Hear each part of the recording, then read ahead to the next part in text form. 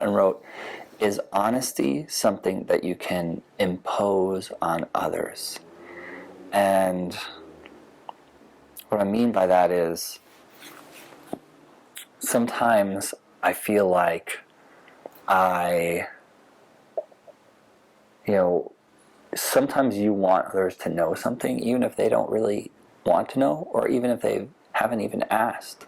So I guess there's all these little concepts of truth and healthy truthfulness, and to see if, like, you even want to listen for that type of engagement, because truth and honesty is a kind of type of engagement too. If people weren't looking for feedback, sometimes blunt frankness can be a rude thing, especially because nobody asked, kind of thing. So there's that idea, and there's one that I already feel about, and that's like, do others have a right to their reality? And I feel the answer is totally yes. Others do have right to their reality, and in fact, I don't know, I feel really strongly about this right. Like, I feel like, even in terms of an interpretation of how something was happening to them. Like, for example, you have like one person that was like, hey, this happened to me, and another person who's like, I didn't do that to that person.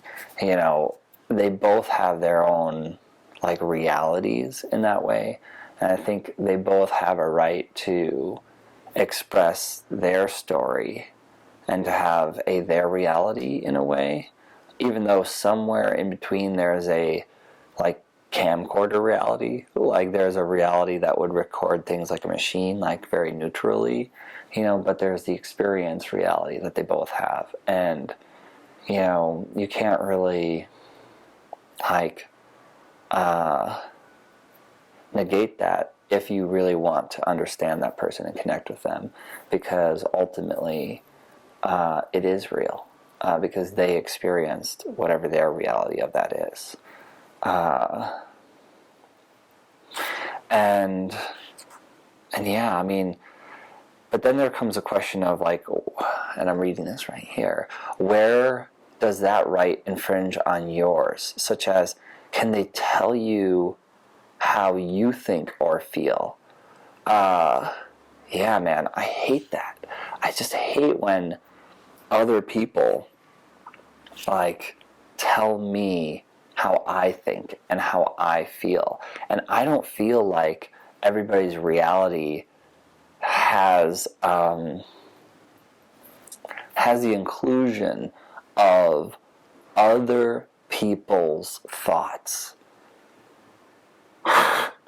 Like, because sometimes people, as reality goes, oh, like, they hated me or something. But that's wrong. No, the reality was you felt like you were hated.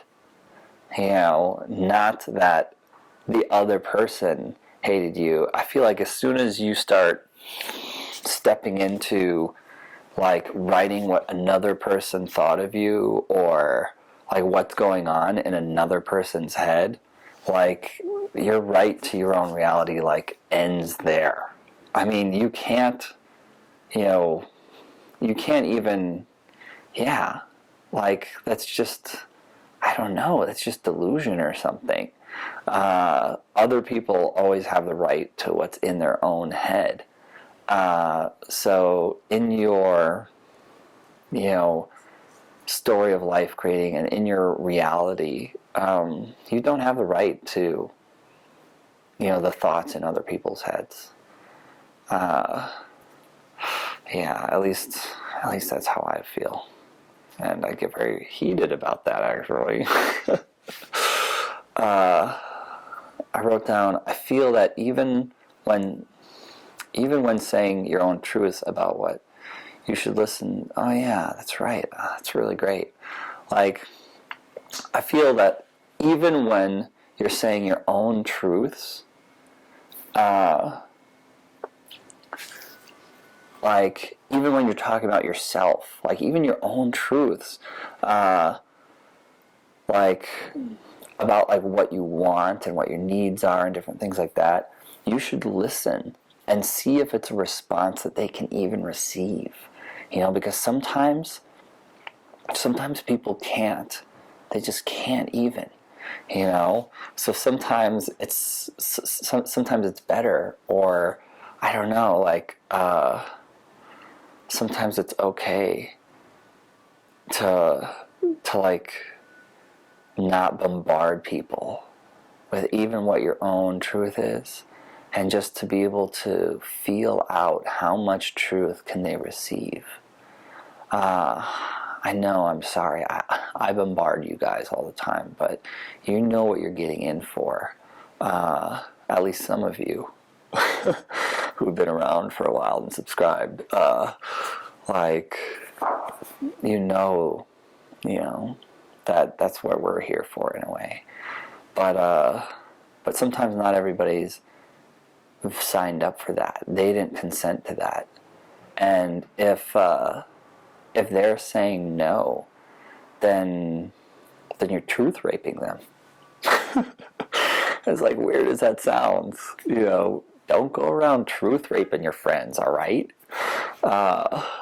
But yeah, because if they really don't want to hear, and you're not listening to the fact that they don't want to hear, that's not cool. That's not cool at all. Yeah. In that, like, they might mishear what you're saying. If, like, somebody hears manipulation, then I love you may not be something healthy to express, even if it's true. Because all they'll hear is that filter of the truth through their own filter of. So in that way, too, I feel like there should be a sensitivity to the audience receiving. There should be a sensitivity to, are they ready for this?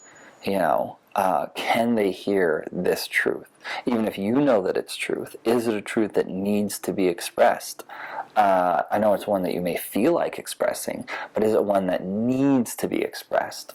Is it one that's going to serve both parties? Not just you as the, truth setter downer, giver, like, opener, and the one exposing, like, your truth and vulnerabilityness, but also to the receiver, also to the listener, also to the one who has to process and take in that truth. So really, I feel like it's a two-way street. And I guess that's one of the main messages of this. It's like, truth is, something like truth consent. Make sure that you're aware of how it can be received. Oh my gosh, community and others. I'm going to be real brief on this because it looks like we're down to the end, but I guess in just wrapping up too, is people also have the reality of people around them, like in their community and their parents and different things, like their family to worry about in terms of all this. So in that, they may be catering to these other things. They may be living one truth when they're around you one-on-one, and another when you're in a group of friends. So also find that right time for them to be able to receive the most open and honest truth, and don't bombard them with a truth that'll embarrass them in front of other people and stuff like that too, even though it is something that's true, and something that you want to express and communicate to them and feel like would be healthy for them to receive. In that, I guess that's all, folks.